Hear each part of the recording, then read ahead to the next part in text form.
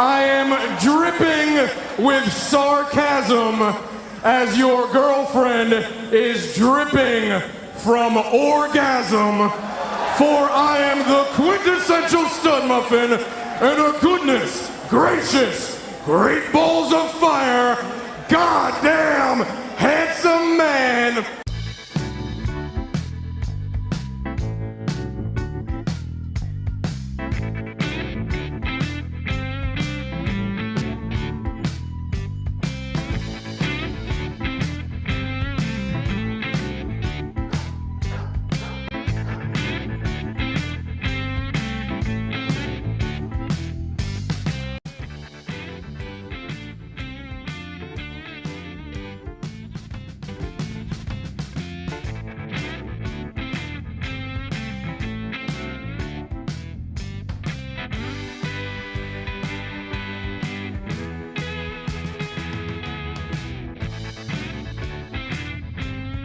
What's up, everybody?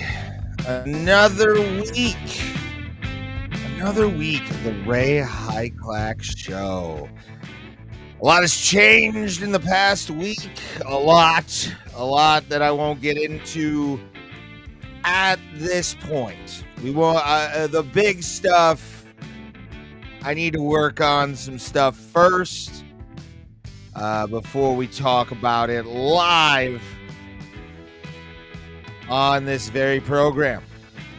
This is the Ray Hyclak show every single Sunday night on various platforms, including Rumble. We're on Rumble now.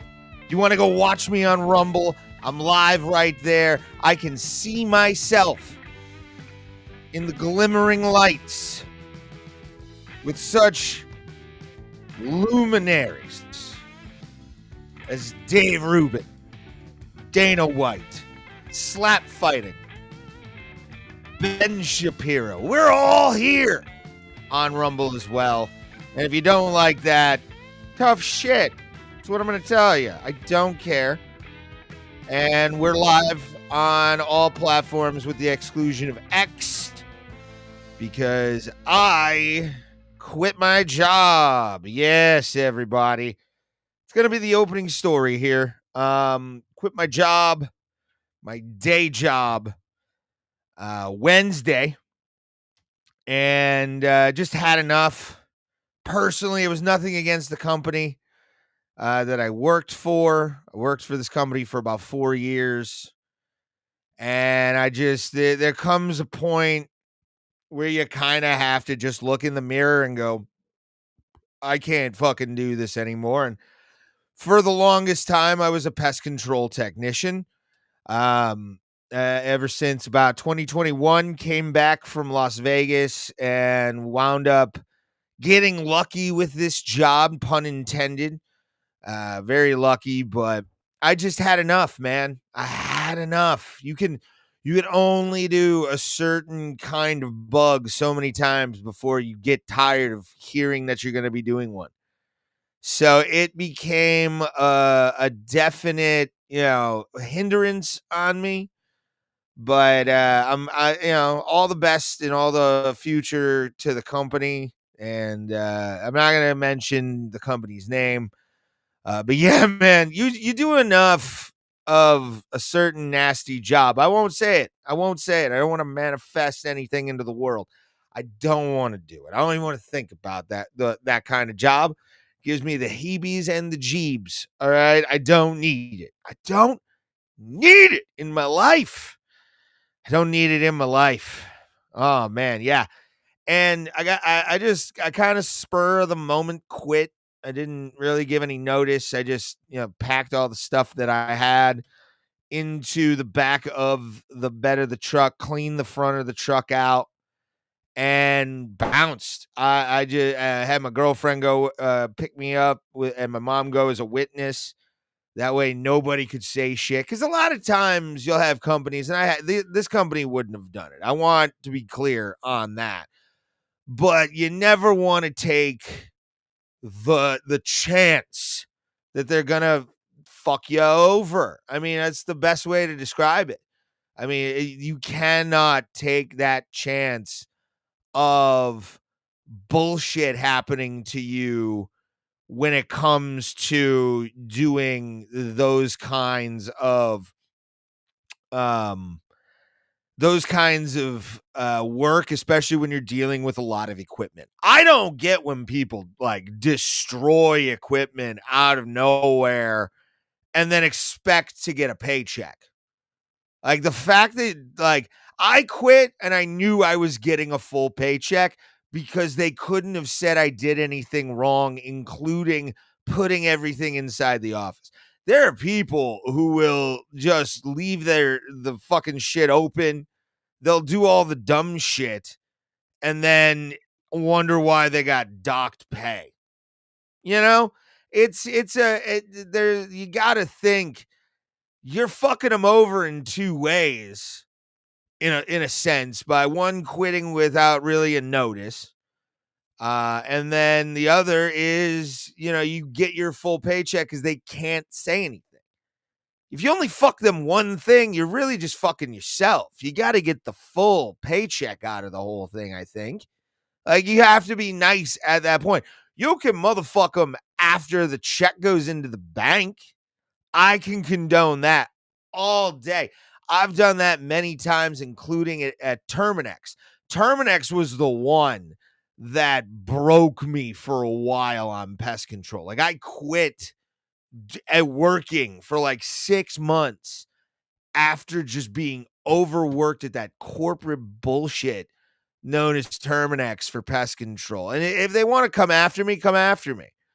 I have receipts. I mean, taking constant bonuses from people, including myself, cutting hours. There were days I didn't have work.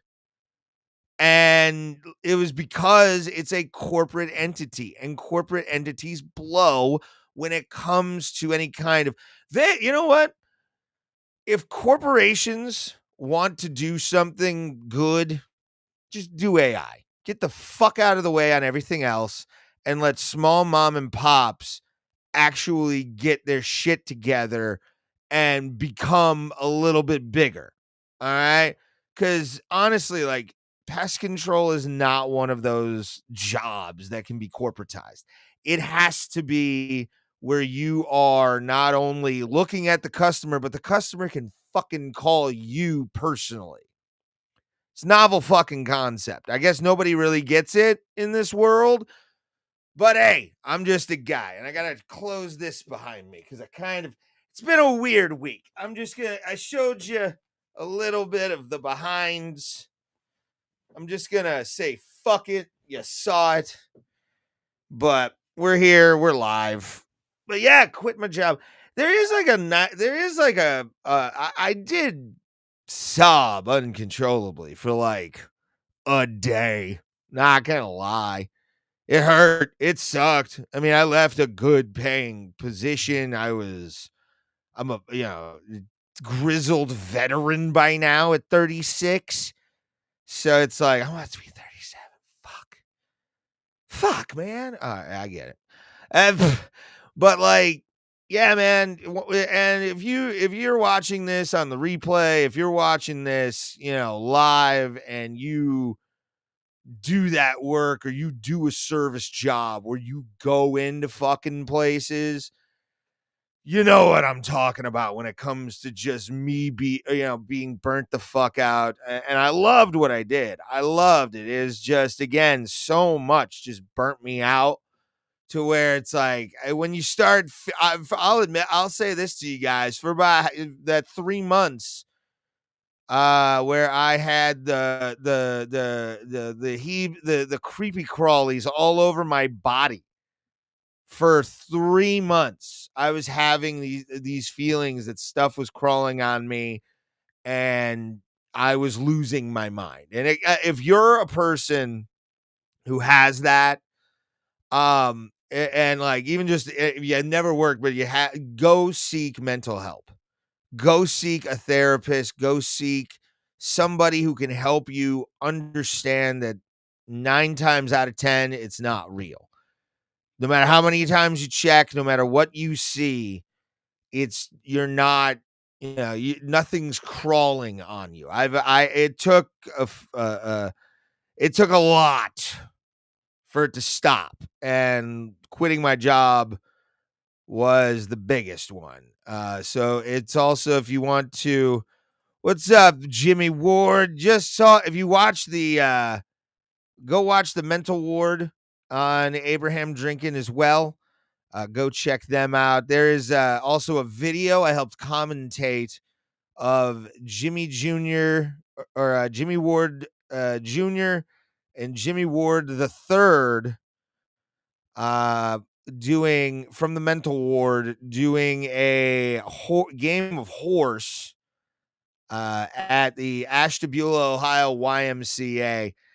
And it was so much fun. It took less time.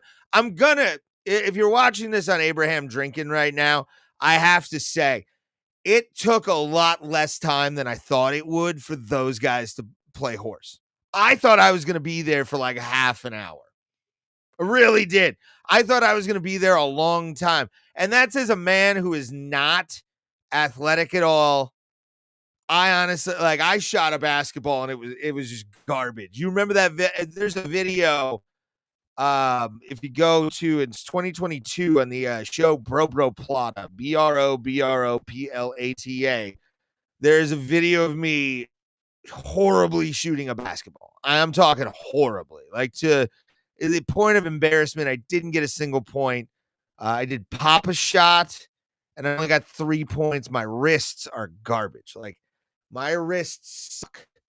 It's just carpal tunneled out from years of hockey and, being lonely on a Friday, Saturday night. But yeah, the game was fantastic. Jimmy Ward the third, or watch the video. Watch the video is the best thing I can tell you. I don't need to tell you who won. We all know.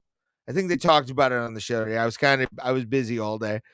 But it was fun to call that game and have Jimmy Ward Jr. and Jimmy Ward III from the Mental Ward on Abraham Drinking, and hang out with those guys, because those guys are some of the most down-to-earth, real people when it comes to stand-up comedy. They put a great show out in Ashtabula, Ohio. If you're ever out that way, I would recommend going to the Cove nightclub in Ashtabula to go see a show, because it's worth it. It's worth it. It's worth every penny. And then also any other shows, just go to Jimmy Ward's Facebook page and Wardy's Laugh Factory. Another great way to catch up with what's going on out east or Eastern Ohio way. And he's cultivating the scene out there. He's helping out in PA. Jimmy Ward's one of the best dudes I've ever met. Solid guy. And really is a man of his word. Son's amazing as well. They're fun guys to be around. And had a blast. Had a blast hanging out with them. And it was fun to hang out with them, do commentary. That video will be up soon. I just need to get the a link to them for me to be able to edit that, because I'm going to put that together for them tonight probably, and it'll be up tomorrow on the Abraham Drinking site. So go see that. And then after that, this was yesterday, I went to the NWA Exodus Midwest Pro, which is a company run by EC3, formerly of the WWE, also known as Michael Hutter. Matt Bates, I think was his other name in WWE, but former NWA World's Heavyweight Wrestling Champion EC3 put on a banger of a show at NWA Midwest Pro, or NWA Exodus Midwest Pro. I went there hanging out, got to Friday. I actually helped them set up the ring, take it down from the gym to the venue, which is the Tree Lawn Music Hall. January 17th, by the way, if you're in Cleveland, Ohio, y'all should go to the January 17th, 2026 show, which is called New Game Plus. I was at Journey 3 last night for the NWA. And Exodus Midwest Pro, Exodus Pro, whatever you want to call it. It's one of the best wrestling promotions in the United States right now. There are such great talents that come up from Louisville, Kentucky, from OVW, NWA wrestlers you can see on NWA Power on the Roku channel. They all were out and about. Matches were fantastic. I was selling merch, but was able to walk away from the merch booth and watch the matches. It was fun. It was really fun. They've been building up. If you haven't paid attention to NWA Exodus Midwest Pro, you should. They do YouTube live streams all the time, so you can go back and get caught up in the storylines and the angles of NWA Midwest or Exodus Midwest Pro.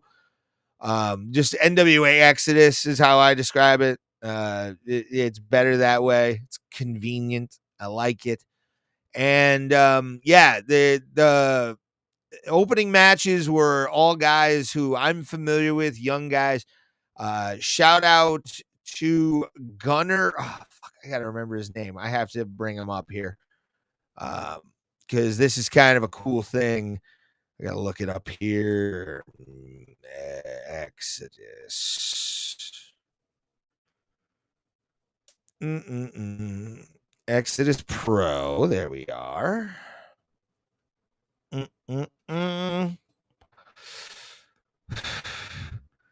Trying to find Gunner's full name here. Darn it. Okay. Gunner. Hold on.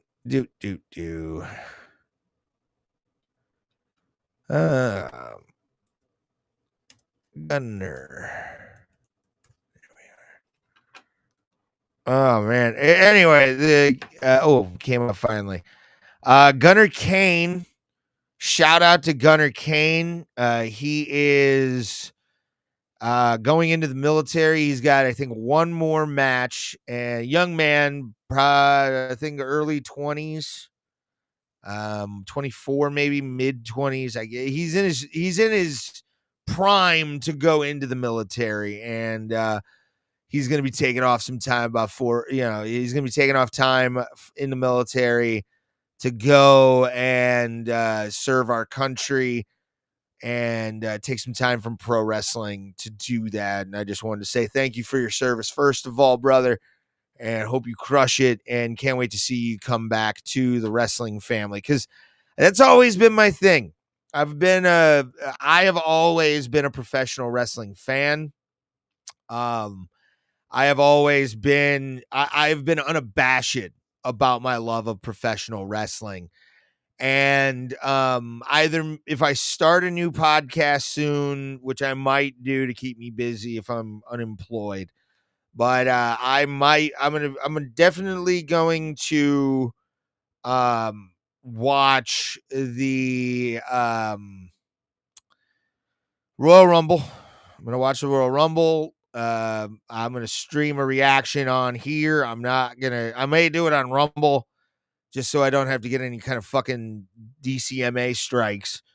But you never know who does what and why and where and how. But I'm going to be a lot more involved with professional wrestling in the future coming up.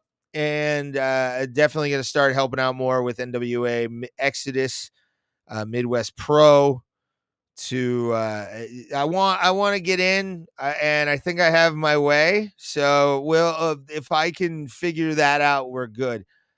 Shout out to Richard Holiday, by the way, for winning the Exodus Midwest Championship and getting his flowers. He had talked about it against He had talked about becoming champion for a while now, and it was shocking. If you haven't watched it yet, go watch the match on their YouTube, NWA, the National Wrestling Alliance's YouTube channel.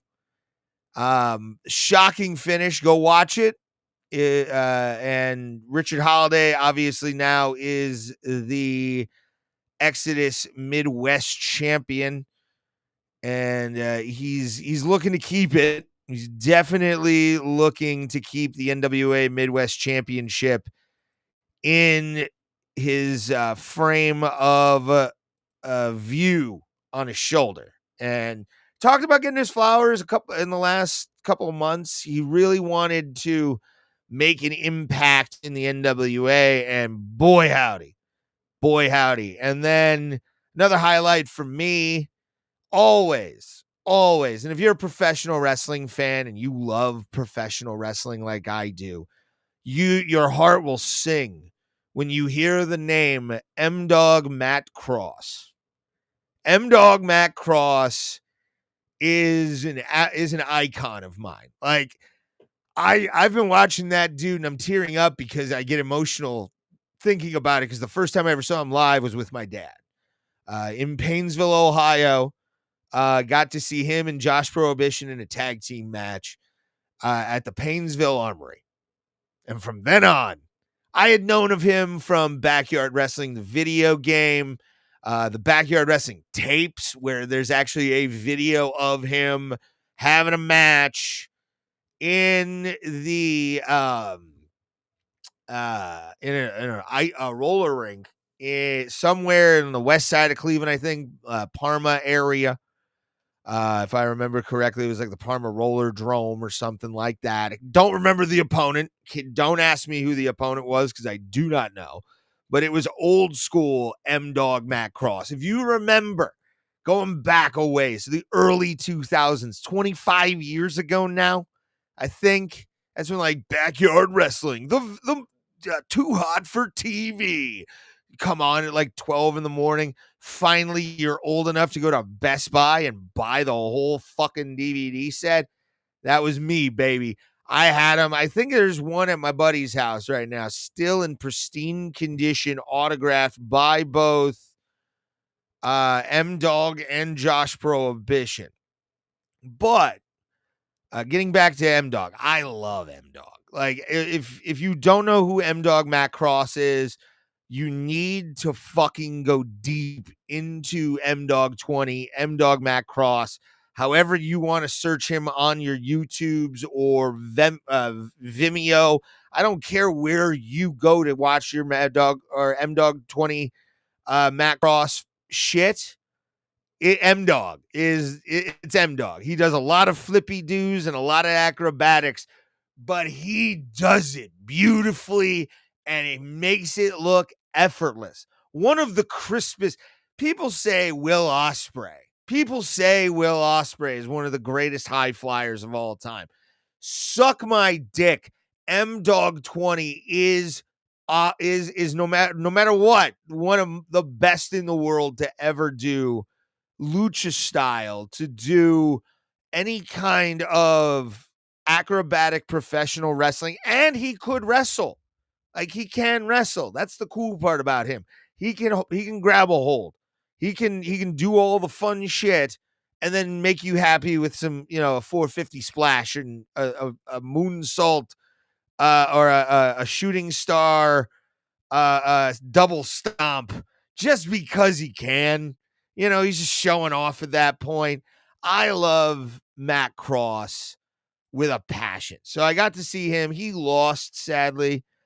But I still, that is one guy. Anytime I see M-Dog on a card of any descript, I mean, one of my proudest moments as a fan was watching him and MJF in the opening match of All Out 2 or All Out 1 or All In, when before AEW became a thing. Matt Cross was there. He was there. He understood what the thought was, and he was in a sold out arena in Chicago, Illinois, for one of the biggest matches probably of his career, and had put on a banger with MJF. I mean, just an absolute banger. Thank you, by the way, to Matt Roby, Gary, EC3 for just allowing me to hang out. It was an honor. So I'm very happy with that. I got to do that with them. And I stole merch, so that's all I really did, and just kind of hung out and talked with wrestlers and enjoyed my time. Excuse me. All right. Whew. It was fun. That was a good night of professional wrestling was had by all. But yeah, let me see if my video is not up there. So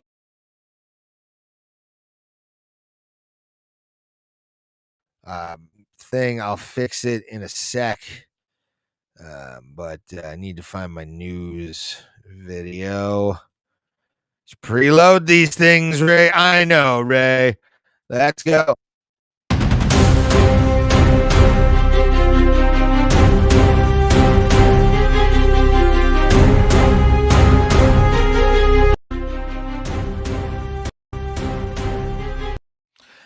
It's news, everybody. I don't even know why I went to the news here. I could just come back here. We'll just talk like this, like normal human beings, normal people. By the way, if you're watching on Rumble, hit that follow button. Sorry for the loud noises. Sorry. That was my bad. But we're live for all you guys. Appreciate it one more time. Just wanted to let you guys know before we get into the news. Let's start off with some good news. Let me go into the vault here. And there is a school in Kansas. I think it's Kansas City. Where are we at? Wichita, Kansas is where this is at. Let's load this in a little closer for everybody. Boom. Yeah, about 175. Let's see how that looks. Oh, that's too little or too much. All right, back it out. All right. I love this idea. I think this is a great idea for a school to actually do this. And it's if I can, let me resize this here.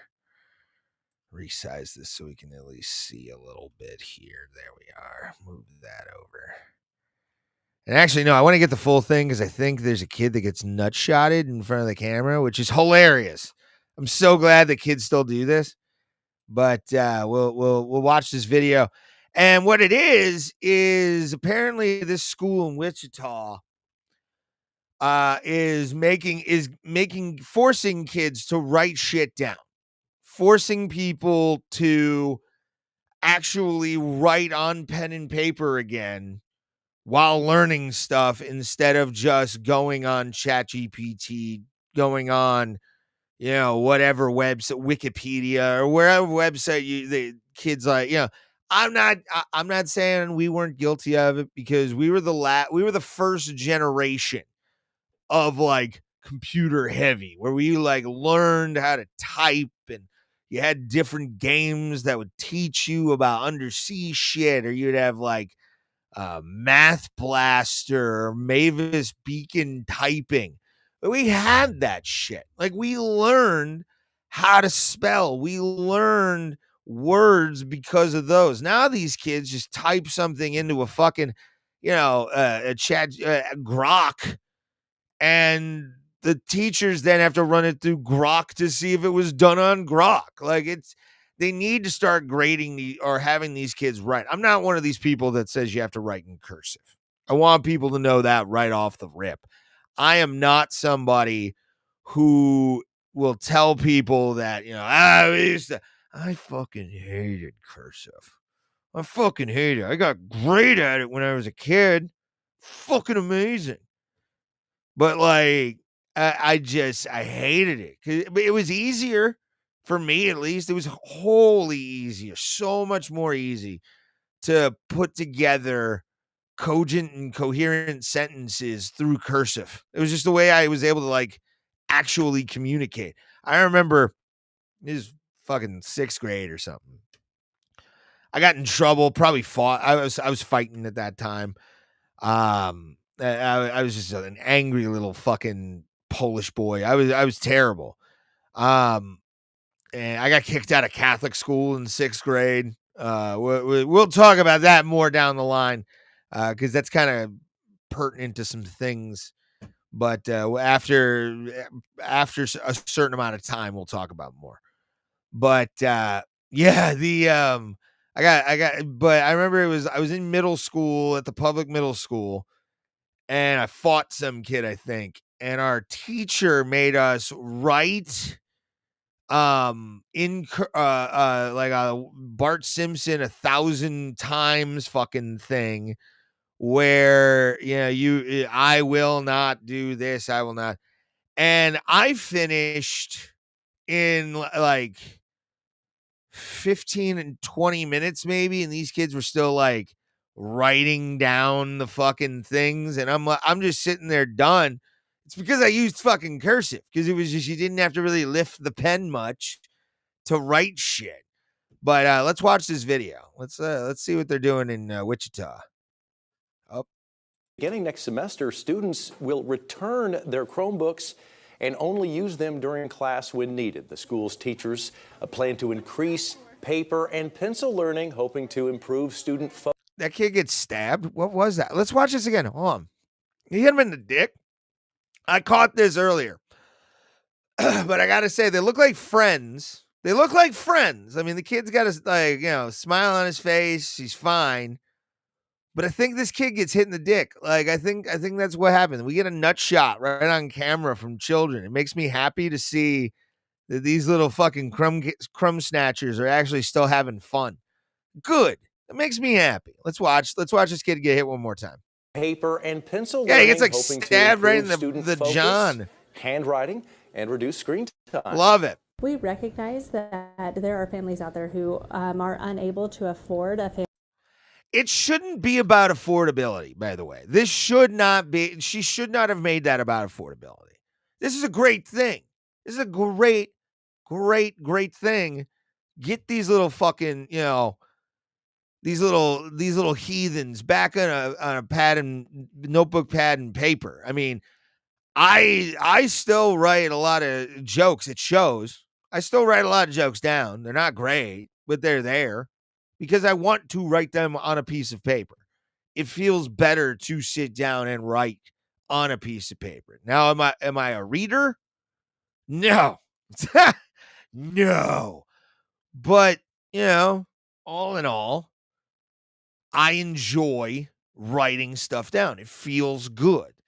I don't journal. I'm not one of those fucking douchebags. No offense. If you have a regular journal, I don't think we can be friends. Like, oh man, what is going on? There we are.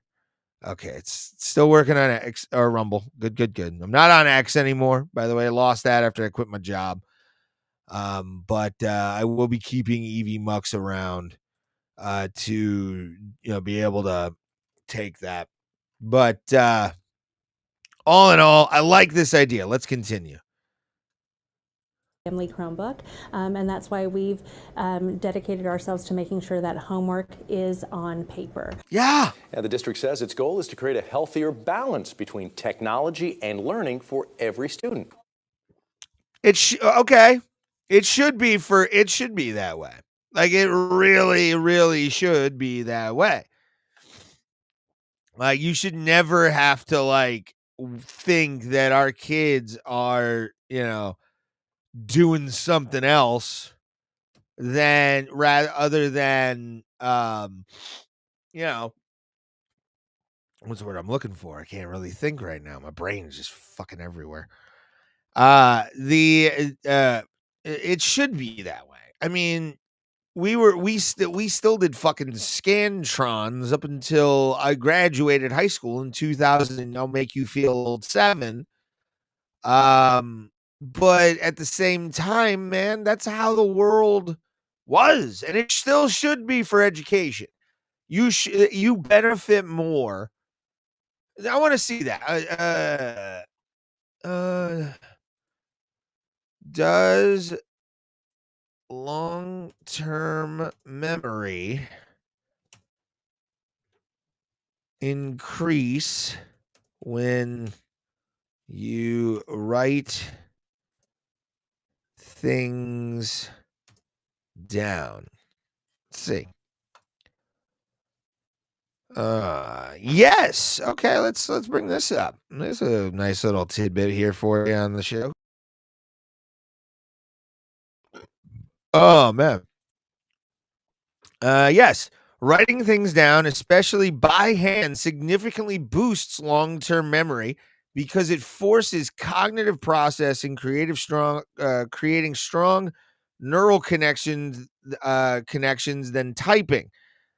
Stronger neural connections, leading to better encoding and recall of information. This active engagement with the material helps you understand, retain, and retrieve details more effectively, making harder or handwritten notes a powerful tool for learning. And then deeper processing, brain activation, which these heathens need. Oh no. But yeah, and then reduces cognitive load. You just watched me have a panic attack live on stream. Thank you guys. But good for them. I'm sorry. Whew. All right. I'm losing my mind today. Anyway. Yeah, so I love it. I love this idea. I think that more places should do this. And now, before I bring up the flowery thing, which is Major League Baseball announced the only player elected to the Hall of Fame so far. But let's talk about this gent of a dummy. I gotta say, real quick, not a very political man, but guys like Jake Tapper need to get out of the business. They need to get out of broadcasting. They need to be excommunicated to what we're doing here on, Facebook, YouTube, Twitch, and Rumble. No more, no less. It's all that he deserves. After what he tried, this is the most, people want to talk about division in this country. People want to talk about all the bullshit that's going on. And I'm going to show you now what the real division leader looks like when it comes to just, yep. Hold on. I got to go. There we are. When it comes to just straight up lying, like this is probably one of the biggest lies I've ever and I've seen the stuff happen on Assault on the Media for Opie and Anthony. I've seen a bunch of shit go and not as egregious as this, because there was no photo at the time. There was no anything that we really knew about Brian Cole Jr., who is now been identified safely as the J6th bomber. Okay? Can we all just, there was no photo at the time of this, just utter maliceful is the best way I can describe it. Way to do this. So let's bring up good old Jake Tapper here on CNN. I can't believe this actually happened. Welcome to The Lead. I'm Jake Tapper. After nearly 5 years of investigation, the By the way, why did it take 5 years? Why did this take 5 years after people had talked about the pipe bombs on the news? And I lead towards it didn't fit a narrative. It's the only way, dog. This was pure malice. Look at that face. Like, I'm pointing to my screen, but like, look at that face. That is a man who is confident in what he's about to say and couldn't be more wrong. Continue. FBI finally announced that they had arrested a suspect accused of planting pipe bombs near the Republican and Democratic National Committee headquarters the night before the January 6, 2021 Capitol attack. Brian Cole Jr., a 30-year-old white man from the D.C. suburb. Oh, Izzy, hold on. Let's, All right.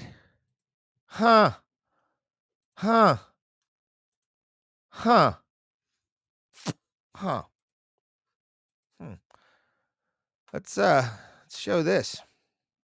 That's Brian Cole Jr., by the way. Let's do this. It's the first sound effect I've ever used on this channel when it comes to the actual show. Really went in there. Let's go back to good old Jakey Poo here, lying the entire way. Boom, boom, boom, boom, boom. Where is it? Where is it? I'm trying to find it here. I'm trying to find it. Cole Jr., a 30-year-old white man from the D.C. suburbs, is charged with transporting the night before the January 6, 2021 Capitol attack. Brian Cole Jr., a 30-year-old white man from the D.C. suburbs, is charged with transporting an explosive device in interstate commerce and with malicious destruction by means of explosion. CNN observed local and federal law enforcement outside his home. This is also, by the way, the same numbnuts who wrote a book after the election about, oh, we didn't know. And then there's a video of him saying, oh, you're making fun of his stutter.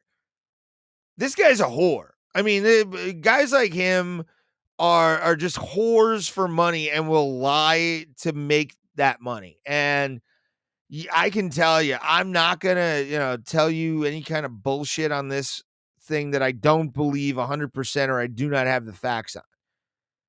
And the fact that he would just jump to that. And imagine if it was, Fox News doing that. Fox News would lose their license in a heartbeat. They would lose their fucking license. Not under this administration, but under the next administration that would be a Democrat, absolutely would have been skewered. FCC license revoked, the whole nine. CNN will stay open. They're not really doing that well right now, but CNN will stay open. So it's creepy that would happen. Sorry. Again, it's just that time of year where my body is itchy. But yeah, here's the story right here. I have it up for us underneath the video. CNN anchor Jake Tapper ripped by critics Thursday after he wrongly referred to accused DC pipe bomber Brian Cole Jr. as a, quote, white man. Tapper made the cringeworthy gaffe while discussing the arrest of Cole, who is an African-American gentleman. During his opening segment on The Lead.